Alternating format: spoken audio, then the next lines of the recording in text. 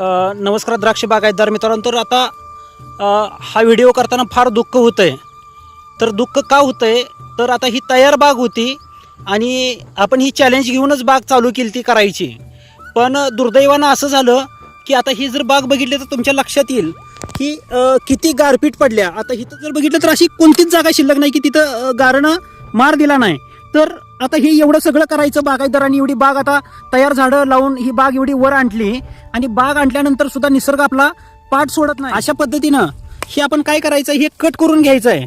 आणि इथं बघितलं तर आता इथं बघितलं तर इथं सुद्धा गार लागलेली आहे. पण काय झालंय, जास्त हार्ड असल्यामुळं थोडासा कमी फटका बसलाय. आणि हे जर बघितलं तर हे आपण काय करायचं आहे, असं कट करून घ्यायचं आहे.